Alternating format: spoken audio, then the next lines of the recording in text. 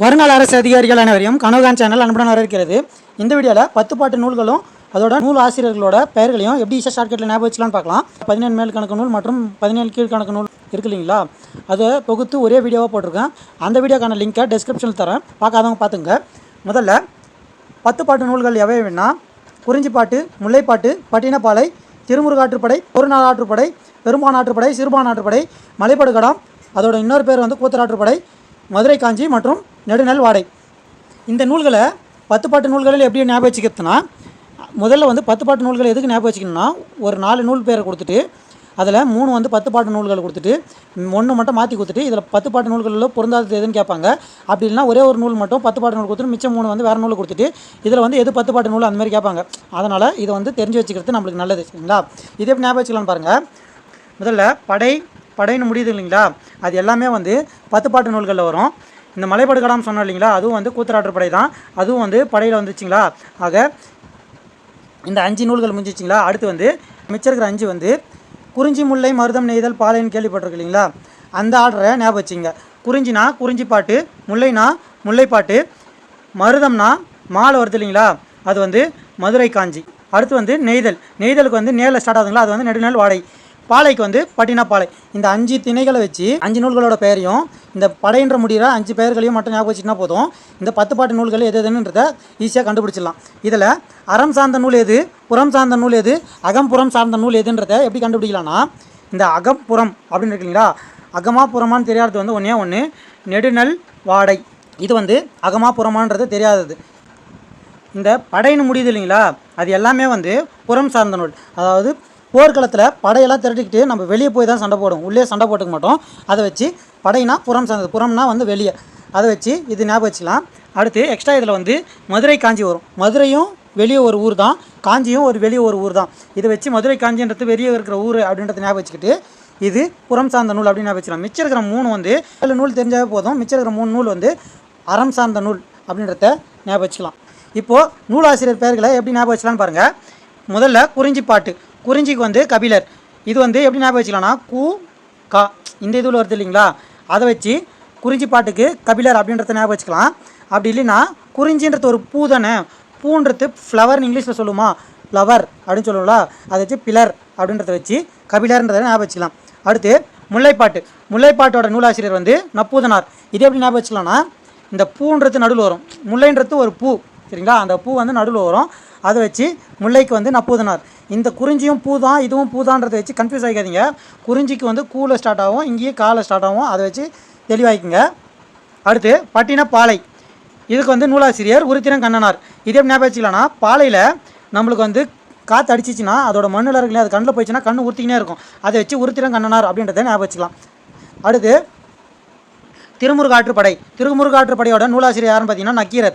இதே ஞாபகம் வச்சுலனா, முருகர் கோயிலில் பிரசாதம் வந்து ஃபேமஸானது எதுன்னு பார்த்தீங்கன்னா பஞ்சாமிரதம் தான், அதை வந்து நம்ம நக்கி தான் சாப்பிடுவோம், அதை வச்சு நக்கீரர் அப்படின்றத ஞாபகம் வச்சுக்கலாம். அடுத்து பொருநார் ஆற்றுப்படை, இதோட நூலாசிரியர் வந்து முடத்தாம கன்னியார்.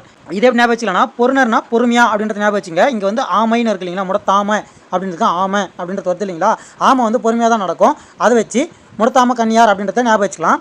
அடுத்து பெரும்பானாற்றுப்படை, இதோட நூலாசிரியர் யாருன்னு பார்த்தீங்கன்னா கடியலூர் உருத்திரன் கண்ணனார். இதே ஞாபகம் வச்சுக்கலாம்னா, பெரும்பான்னா பெருசாக இருக்கிற பானையை பார்த்தோன்னா நம்மளுக்கு வந்து கண்ணு உறுத்திக்கிட்டே இருக்கும், அதை வச்சு உருத்திரன் கண்ணனார் அப்படின்றத ஞாபகம் வச்சுக்கலாம். அடுத்து சிறுபானாற்றுப்படை, அதோட நூலாசிரியர் யாருன்னு பார்த்தீங்கன்னா நல்லூர் நத்தத்தனார். இதே ஞாபகம் வச்சுக்கலாம்னா, சிறுபானைன்னு ஞாபகம் வச்சுங்க. நத்தையோட ஓடு இருக்கு இல்லைங்களா, அது வந்து சின்ன பானை மாரி இருக்குன்றத ஞாபகம் வச்சுக்கிட்டு சிறுபானாற்றுப்படை நூலின் ஆசிரியர் வந்து நல்லூர் நத்தத்தனார் அப்படின்றத ஞாபகம் வச்சுக்கலாம். அடுத்து மலைப்படுகடாமோட இன்னொரு பேர் வந்து கூத்தராற்றுப்படை, சரிங்களா. பாட்டுடைய தலைவன் யாருன்னா நன்னன். இதையும் தெரிஞ்சு வச்சுங்க, கேட்க வாய்ப்பு இருக்குது. கொஸ்டின் வந்து எப்படி வேணால் கேட்பாங்க, மலைப்படுகடாமின் பாட்டுடைய தலைவன் யாருன்னு கேட்கலாம், அப்படி இல்லைனா கூத்தராற்றுப்படையின் பாட்டுடைய தலைவன் யாருன்னு கேட்கலாம். அதே மாதிரி மலைப்படுகடாமின் ஆசிரியர் பெயர் யாருன்னு கேட்கலாம், அப்படி இல்லைனா கூத்தராற்றுப்படையின் ஆசிரியர் பெயர் யாருன்னு கேட்கலாம், எப்படி வேணால் கேட்கலாம். அதனால் தெரிஞ்சு வச்சுங்க, மலைப்படுகடாமோட இன்னொரு பேர் வந்து கூத்தராற்றுப்படைன்னு. அப்போ தான் வந்து உங்களுக்கு ஈஸியாக இருக்கும். இந்த மலைப்படுகடாமோட ஆசிரியர் பெருங்கௌசிக்கனார்ன்றதை எப்படி ஞாபகம் வச்சுக்கலாம்னா, மலை வந்து பெருசாக தானே இருக்கும், அதை வச்சு பெருங்கௌசிக்கனார் அப்படின்றத ஞாபகம் வச்சுக்கலாம். அடுத்து மதுரை காஞ்சி, இங்கே வந்து நூலாசிரியர் யாருன்னு பார்த்தீங்கன்னா மாங்குடி மருதனார். இதே ஞாபகம் வச்சுக்கலாம்னா, மதுரை காஞ்சி 2 ஊர் பேர் வருதா, மாங்குடி மருதனார் 2 பேர் வருதா, 2 ஊர் பேருமே வரும், சரிங்களா. மருதம்ன்றது ஒரு ஊரோட இடம் போட பேர் தானே, அதை வச்சு 2 ஊர் பேரோட வந்துச்சுன்னா இங்கேயும் 2 ஊரோட பேர் வரும். அப்படி இல்லைன்னா மதுரைன்னு ஸ்டார்ட் ஆகுது இல்லைங்களா, மாலை ஸ்டார்ட் ஆகுதுங்களா நூல் பேர், ஆசிரியர் பேரும் மா மா இந்த இதில் வரும். அதை வச்சு மதுரை காஞ்சியோட நூலாசிரியர் வந்து மாங்குடி மருதுனார்ன்றதை ஞாபகம் வச்சுக்கலாம். அடுத்து நெடுநல் வாடை, இதுக்கு நூலாசிரியர் வந்து நக்கீரர். இது எப்படி ஞாபகம் வச்சுக்கலாம்னா, நெடுநல் நல்லா இருந்துச்சுன்னா நம்ம வந்து நக்கி சாப்பிடுவோம் அப்படின்ற மாதிரி ஞாபகம் வச்சுங்க. அதை வச்சு நெடுநல் வாடையின் நூலாசிரியர் வந்து நக்கீரர்ன்றதை ஞாபகம் வச்சுக்கலாம். இதில் எக்ஸ்ட்ரா பாயிண்ட் என்னென்ன வரும்னா, இதை 10 பாட்டு நூல் இருக்குங்களா, அதில் வந்து 2 நூல் எழுதுறவங்க யாராருன்னு பார்த்தீங்கன்னா நக்கீரர். இதுலேயும் வருவார். எதனாவது பாட்டுன்னு பார்த்தீங்கன்னா திருமுருகாற்றுப்படைக்கும் வருவார், நெடுநல் வாடைக்கும் வருவார். அதே மாதிரி உருத்திரங்கண்ணனார் இவங்க வந்து பட்டினப்பாலைக்கும் வருவாங்க, பெருமான் ஆற்றுப்படைக்கும் வருவாங்க. இதில் இந்த 10 பாட்டு நூல்களில் பெரிய நூல் எதுன்னு பார்த்தீங்கன்னா மதுரை காஞ்சி, சின்ன நூல் எதுன்னு பார்த்தீங்கன்னா முல்லைப்பாட்டு. சரிங்களா? இது எப்படி ஞாபகம் வச்சுக்கலாம்னா, மதுரை காஞ்சி ரெண்டுமே பெரிய பெரிய ஊர் தானே. ஒரு ஊர் சொன்னாவே அது வந்து பெரிய ஊர் தான், 2 ஊர் சேர்த்துருக்காங்க, அப்போது இது ரொம்ப பெரிய ஊர் தான் அப்படின்ற மாதிரி ஞாபகம் வச்சுக்கிட்டு 10 பாட்டு நூல்கள்லேயே பெரிய நூல் வந்து மதுரை காஞ்சின்றதை ஞாபகம் வச்சுக்கலாம். அதே மாதிரி முல்லைப்பாட்டு சின்னதுன்றதை எப்படி ஞாபகம் வச்சுக்கலாம்னா, முள் வந்து சின்னதாக தானே இருக்கும், நம்மளுக்கு காலில் குத்துற முள்ளெலாம் வந்து சின்னதாக தான் இருக்கும். அதை வச்சு முல்லைப்பாட்டு 10 பாட்டு நூல்கள் சின்னது அப்படின்றத ஞாபகம் வச்சுக்கலாம். இதுதான் வந்து 10 பாட்டு நூல்களோட நூல்கள் மற்றும் ஆசிரியர் பெயர்களை எப்படி ஷார்ட்கட்டில் ஞாபகம் வச்சுக்கிறதுக்கான வீடியோ. இதே மாதிரி 17 மேல் கணக்கு நூல்கள் மற்றும் 17 கீழ்கணக்கு நூல்களோட எலாபரேட்டான வீடியோ, அதாவது ஃபுல் எக்ஸ்ப்ளனேஷன் போட்டு வீடியோ போட்டிருக்கோம். அந்த வீடியோட எக்ஸ்ப்ளனேஷன் ஷார்ட்கட் வீடியோ லிங்க்கை டிஸ்கிரிப்ஷனில் தரேன், பார்க்காதவங்க பார்த்துக்குங்க. இதிலிருந்து ஒரு சில கேள்வி கேட்குறேன், அந்த கேள்விக்கான பதிலை கமெண்ட்டில் சொல்லுங்கள். முதல் கேள்வி, சிறுபான் ஆற்றுப்படையின் நூலாசிரியர் யார்?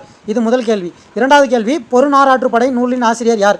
இது இரண்டாவது கேள்வி. மூன்றாவது கேள்வி, பட்டினப்பாளையின் நூலின் ஆசிரியர். இது மூன்றாவது கேள்வி. நான்காவது கேள்வி, மலைபடுகடாமின் பாட்டுடை தலைவன் யார்? இது நான்காவது கேள்வி. ஐந்தாவது கேள்வி, ஊத்தராற்றுப்படையின் இன்னொரு பெயர் என்ன? இது ஐந்தாவது கேள்வி. இந்த 5 கேள்விக்கான பதிலை கமெண்ட்டில் சொல்லுங்கள். இந்த வீடியோ பற்றின நிறைய குறைகள் எதனா இருந்துச்சுன்னா அதையும் கமெண்ட்டில் சொல்லுங்கள். மீண்டும் அடுத்த ஷார்ட்கட் வீடியோவில் சந்திப்போம். இப்படிக்கு கனவு காஞ்சிவா. நன்றி, வணக்கம்.